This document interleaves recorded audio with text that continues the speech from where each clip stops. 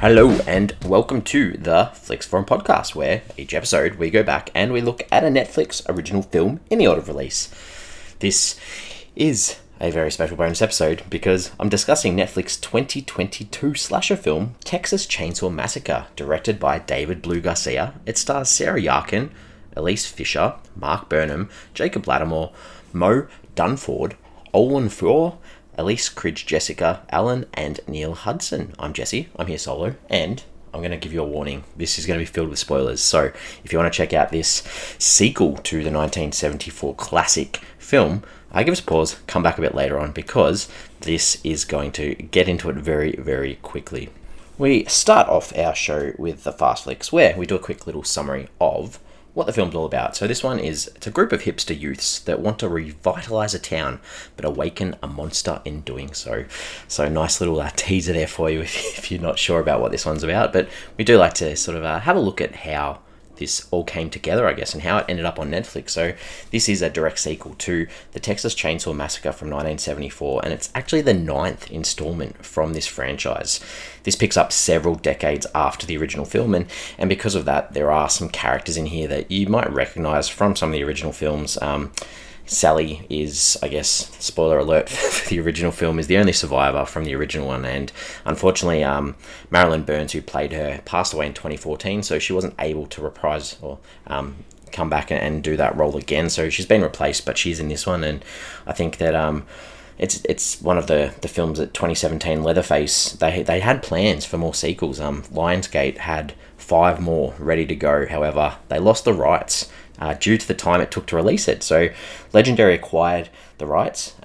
They got some new producers on board, co-wrote a film. The duo filmmakers Ryan and Andy Tohill, they were initially signed on to direct it, but they were replaced with Garcia due to massive creative differences. So filming actually took place in Bulgaria in August of 2020, and apparently this is the first film to hold a test screening post the COVID-19 pandemic. And I think that it's quite interesting, sort of, I guess, that Netflix got their hands on it, because Legendary Pictures, after these test screenings, they were pretty disastrous test screenings, so I said, we can't really see a release for this, let's get it on somewhere else, and that's exactly what happened. So I think that Garcia, the director, whose previous work sort of revolves around Texas and the border sort of ideas too, says that he didn't want this film to make a statement on any of the political issues that are on the table. And I think it's an interesting quote because there is quite an attempt at times to be a little bit political, and we'll probably talk about that a bit later on with the themes.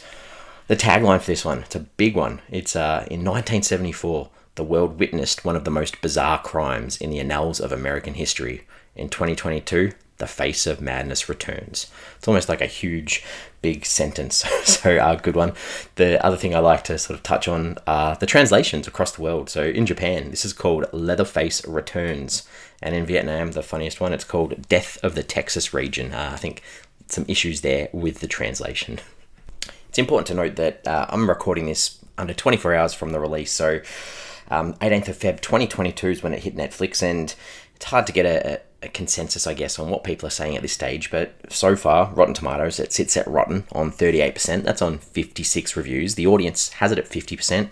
That's on more than 100, and I guess a little bit higher on IMDb, where nearly 2,500 audience members have got it at sitting at a 5.6 out of 10, and Letterboxd sort of a bit lower again, a 2.4 out of 5 on nearly 7,000 ratings. So that will lead me into my early thoughts for this one, and unfortunately, I'm here to tell you that this isn't very good. The characters are pretty annoying, and you don't really care what happens to them, and the situations, they're so predictable, and any sense of fear is diluted. If you're into horrific death scenes, this might be for you. And as I said earlier, I'm going to continue to spoil it because we start off talking about some of the characters. So Mel, I guess she's the main character that we follow, and she's the one that they sort of show to have a conscience, I guess, and she wants to do the right thing all the time. She feels empathy, looks out for her sister and others, but more so than not, she comes across as just the annoying crier, the one that's always got that look on her face of fear and super annoying. And I think this was probably miscast, a lot of these performances. Yeah, so not much more to say on her really. And Lila is the other one, or Lila, dealing, and this is a tricky one, I'll go into the themes a bit later, but she's dealing with the trauma of being involved in a school shooting and needs her sister to be there to look after her. I guess this is about her trying to break loose of that and thinking in the back of her mind that people want her to do something special. But in the back of her mind, she thinks that she should have died at this school shooting that happened. And I guess that sort of leads again into some of the themes that we'll talk about a bit later on, but I'm not 100% sure they were on the mark with trying to incorporate this into the film. Leatherface is the villain, the one that we need to see, and I guess Dante is the only other real character who's the brains trust, because everyone else, it's a horror film. They don't have much to them. They're there to get killed pretty much, and that's it. The director, David Blue Garcia. This is only his second feature after Triano. A lot of cinematography work, but not too much else there really to talk about. So that'll lead us into the scene. So some things that I enjoyed in this. I guess the opening montage was really good. It gets the audience up to date with what happened in the original. Short, sharp, sweet. Good job with that. The other thing I won't go into detail about, but there's a massacre on a bus. I think that's probably the iconic moment of this film. So when that comes, you know what I mean. And I guess it's nice to see Leatherface actually using the chainsaw as a killing mechanism. And towards the end, he runs at Sally and sort of tears her apart. And that was one of the okay sort of kill scenes, I guess. And the final thing is that the final shot of the film.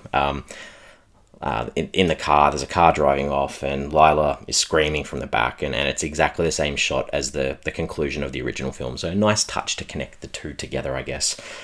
Unfortunately, we're going to talk about some things that I didn't really like, and I think it's a fine line to put in dialogue to progress a story, but this line for me, it's not easy to locate someone if they're wearing a mask. It's just like... I mean, we've all been wearing masks for the last few years and we can still identify people, so I think it's a bit of a stupid comment there. I guess there's a character called Richer, who's sort of like the boy bloke with guns and stuff, and they introduced him at a gas station with lots of dick jokes that were just really lame. I think I had to look this one up because I think her name was Ruth, the blonde-haired character.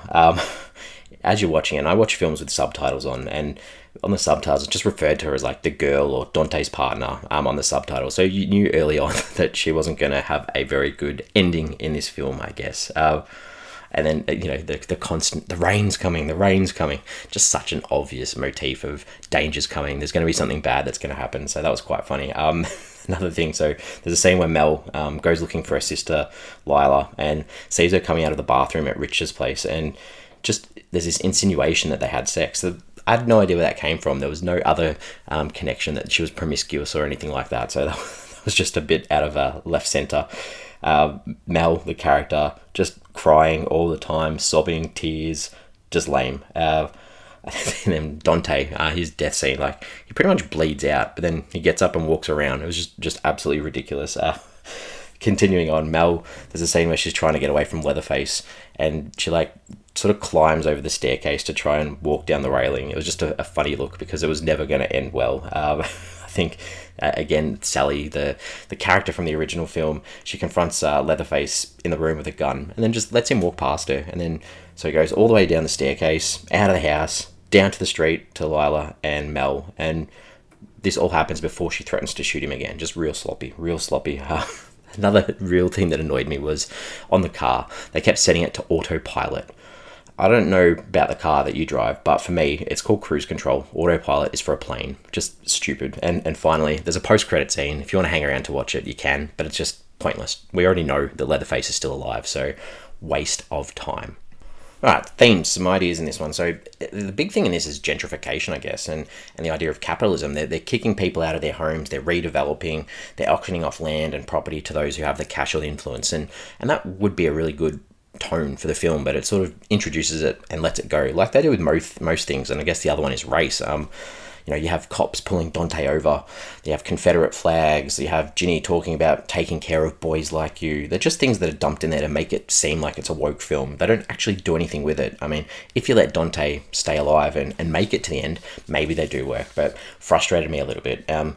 Social media, another thing that I guess a lot of the characters are always on their phones, they're recording everything, even, when they're about to die. So just a little thing on that. And I've touched on this too, the idea of school shootings, gun violence, the idea of resilience and survival and trauma, dealing with the past. Again, it's tied in there, but they don't really do anything with it. So it's hard to say that, that's what they were aiming for. They just didn't do it very well.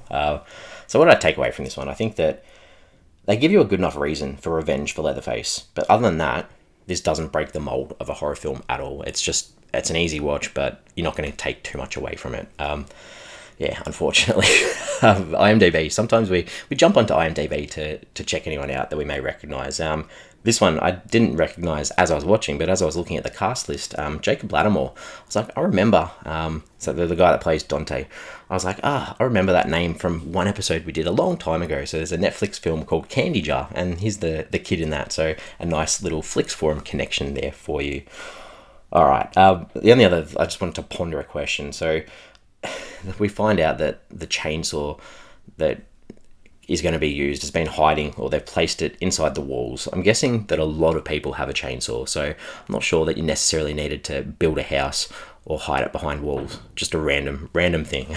Okay, I'm ready to wrap this one up. So I think the positive for this is it's got a good runtime. It's nice and short. If it had gone any longer, it would have been almost unbearable. It's not a complete disaster, but it's incoherent. There's lots of ideas with none given the actual follow through that they really need. So some impressive kill scenes if that's the sort of thing you're into. I'm giving it a 2 out of 5. So we're on social, Twitter, Facebook, and Instagram. Question on there: is the original film one of the all-time great horror films? Is that what you classify it as? I'm not sure it's in my top 10, so we'd like to hear what you think. And as always, we do appreciate you listening. We have a huge back catalogue, nearly 200 episodes, so if there's a Netflix film that you've enjoyed, we've probably done an episode, so go check it out. And other than that, I will see you next time.